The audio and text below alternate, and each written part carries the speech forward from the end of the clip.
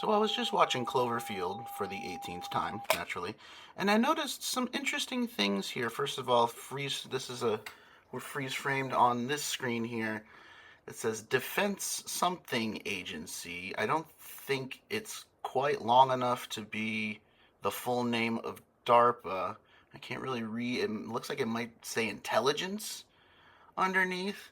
But what I found really interesting, a few seconds later, you're gonna see right here, freeze it on in the lower left hand corner, you see DARPA, which is very interesting. If you know anything about DARPA, and if you don't, I recommend you do a little bit of research.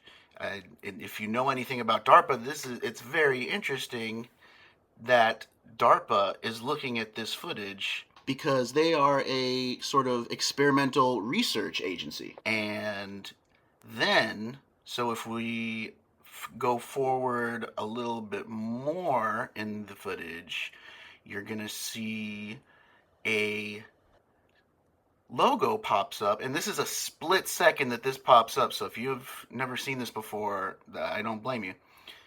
But I don't know if you can read that, but it appears pretty clearly to say Central Intelligence Agency.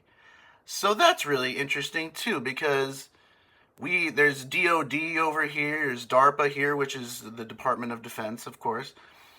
And then apparently the CIA is also looking at this footage, which is very interesting because they're a completely different part of the government and have a completely different mandate in terms of intelligence. Not the FBI, the investigative body.